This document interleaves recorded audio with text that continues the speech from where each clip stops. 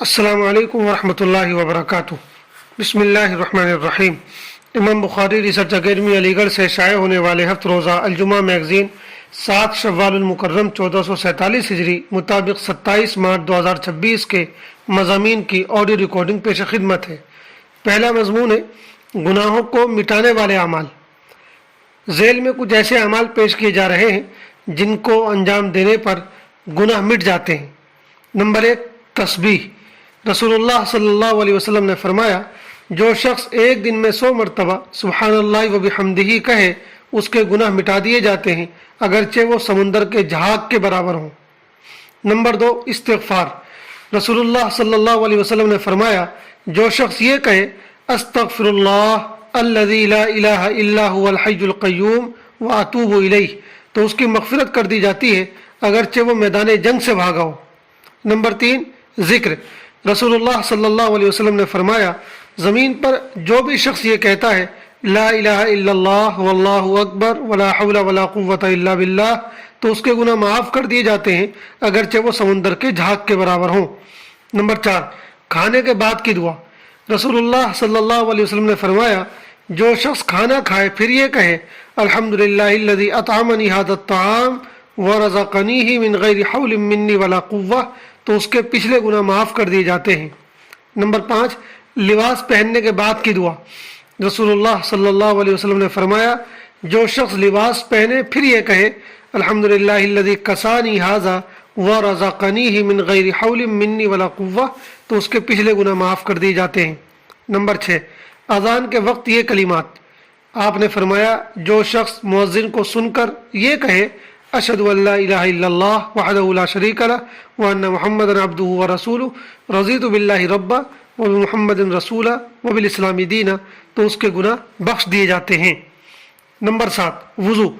رسول اللہ صلی اللہ علیہ وسلم نے فرمایا، جو شخص وضو کرے اور اچھا وضو کرے تو اس کے گناہ اس کے جسم سے نکل جاتے ہیں، یہاں تک کہ اس کے ناخنوں کے نیچے سے بھی نکل جاتے ہیں۔ نمبر 8، نماز کے بعد تسبیح فاطمی۔ رسول اللہ صلی اللہ علیہ وسلم نے فرمایا، جو شخص ہر نماز کے بعد 33 مرتبہ سبحان اللہ، 33 مرتبہ الحمدللہ اور 33 مرتبہ اللہ اکبر کہے، یہ 99 ہوئے، اور 100 پورا کرنے کے لیے یہ کلمہ پڑھے لا الہ الا اللہ وحدہ لا شریک لہ لہ الملک ولہ الحمد وہو علی کل شیء قدیر، تو اس کے گناہ معاف کر دیے جاتے ہیں اگرچہ وہ سمندر کے جھاگ کے برابر ہی کیوں نہ ہو۔ نمبر 9، سونے سے پہلے یہ کلمات پڑھنا۔ رسول اللہ صلی اللہ علیہ وسلم نے فرمایا، جو شخص اپنے بستر پر جاتے وقت یہ پڑھے لا الہ الا اللہ وحدہ لا شریک لہ لہ الملک ولہ الحمد وہو علی کل شیء قدیر لا حول ولا قوۃ الا باللہ العلی العظیم سبحان اللہ والحمد للہ ولا الہ الا اللہ واللہ اکبر، تو اس کے گناہ معاف کر دیے جاتے ہیں اگرچہ وہ سمندر کے جھاگ کے برابر ہوں۔ نمبر 10، رات میں آنکھ کھلنے پر یہ کلمات پڑھنا۔ رسول اللہ صلی اللہ علیہ وسلم نے فرمایا، جو شخص رات میں جاگے اور یہ کہے لا الہ الا اللہ وحدہ لا شریک لہ لہ الملک ولہ الحمد وہو علی کل شیء قدیر الحمدللہ سبحان اللہ ولا الہ الا اللہ واللہ اکبر ولا حول ولا قوۃ الا باللہ، پھر یہ کہے اللہم اغفر لی، یا کوئی دعا کرے تو اس کی دعا قبول ہوتی ہے، اور اگر وضو کر کے نماز پڑھے تو اس کی نماز قبول ہوتی ہے۔ نمبر 11، نماز کے بعد نماز کا انتظار کرنا۔ رسول اللہ صلی اللہ علیہ وسلم نے فرمایا، کیا میں تمہیں وہ چیز نہ بتاؤں جس کے ذریعے اللہ گناہوں کو مٹاتا ہے اور درجے بلند کرتا ہے؟ صحابہ نے کہا، کیوں نہیں یا رسول اللہ؟ آپ نے فرمایا، ناگوار حالات میں بھی مکمل وضو کرنا، مساجد کی طرف زیادہ قدم چلنا، اور ایک نماز کے بعد دوسری نماز کا انتظار کرنا۔ نمبر 12، نماز میں فاتحہ کے بعد آمین کہنا۔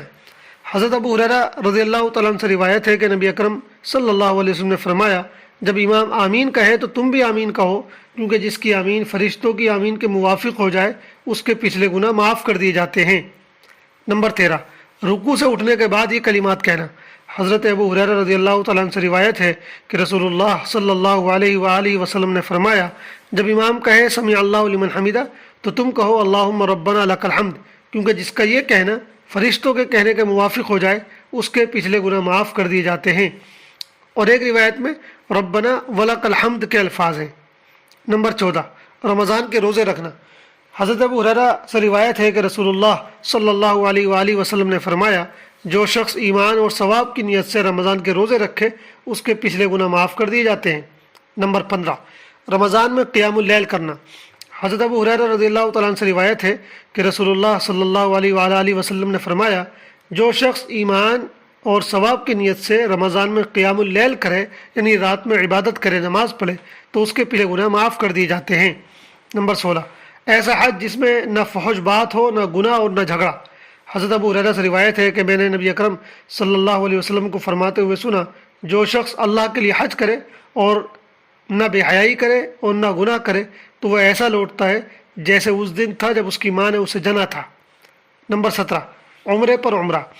حضرت ابو ہریرہ رضی اللہ عنہ سے روایت ہے کہ رسول اللہ صلی اللہ علیہ وسلم نے فرمایا، ایک عمرہ دوسرے عمرے تک کے درمیان کے گناہوں کا کفارہ ہو جاتا ہے اور حج مبرور کا بدلہ جنت کے سوا کچھ نہیں۔ نمبر 18، مصیبتوں پر صبر کرنا اور اللہ سے اجر کی امید رکھنا۔ حضرت ابو ہریرہ سے روایت ہے کہ رسول اللہ صلی اللہ علیہ وسلم نے فرمایا، مومن کو جو بھی تکلیف، بیماری، غم، پریشانی، دکھ یا اذیت پہنچتی ہے، حتیٰ کہ کانٹا بھی چبھتا ہے، تو اللہ اس کے ذریعے اس کے گناہ مٹا دیتا ہے۔ نمبر 19، یہ 4 کلمات۔ حضرت انس رضی اللہ تعالیٰ عنہ سے روایت ہے کہ رسول اللہ صلی اللہ علیہ وسلم ایک خشک درخت کے پاس سے گزرے، آپ نے اسے اپنی لاٹھی سے مارا تو اس کے پتے جھڑ گئے۔ آپ نے فرمایا، بے شک الحمدللہ، سبحان اللہ، ولا الہ الا اللہ، واللہ اکبر، بندے کے گناہوں کو اس طرح گرا دیتے ہیں جیسے اس درخت کے پتے گرے۔ نمبر 20، ذکر کی مجلسیں۔ حضرت انس بن مالک رضی اللہ تعالیٰ عنہ سے روایت ہے کہ رسول اللہ صلی اللہ علیہ وسلم نے ارشاد فرمایا، جو لوگ اللہ کا ذکر کرنے کے لیے جمع ہوتے ہیں اور اس سے صرف اس کی رضا چاہتے ہیں، تو آسمان سے ایک پکارنے والا انہیں پکارتا ہے کہ اٹھو، تمہاری مغفرت کر دی گئی ہے، تمہاری برائیاں نیکیوں میں بدل دی گئی ہیں۔ اے اللہ، ہمیں زیادہ سے زیادہ عبادت کرنے والوں میں شامل فرما اور ہمیں نیکیوں کی طرف دوڑنے والوں میں شامل کر دے اور ہمارے گناہ معاف کر دے، اے رب العالمین۔ نوٹ: یہ مضمون ایک عربی قلم کار شیخ احمد خالد العتیبی کا تحریر کردہ ہے۔ قارئین کے فائدے کے لیے عربی سے اردو میں ترجمہ کیا گیا ہے۔ اصل مضمون سے بعض چیزیں حذف کر دی گئی ہے۔ دوسرا اور آخری مضمون ہے مسائل۔ ہر رکعت کے شروع میں بسم اللہ پڑھنا۔ اکیلے نماز پڑھنے والے کے لیے ہر رکعت میں سورہ فاتحہ سے پہلے بسم اللہ پڑھنا سنت ہے۔ پہلی رکعت میں اعوذ باللہ اور بسم اللہ دونوں پڑھے گا، جبکہ بقیہ رکعتوں میں صرف بسم اللہ پڑھی جائے گی، اعوذ باللہ نہیں۔ اسی طرح ہر رکعت میں سورہ فاتحہ کے بعد سورت شروع کرنے سے پہلے بھی بسم اللہ پڑھنا مستحب ہے۔ والسلام علیکم ورحمۃ اللہ وبرکاتہ۔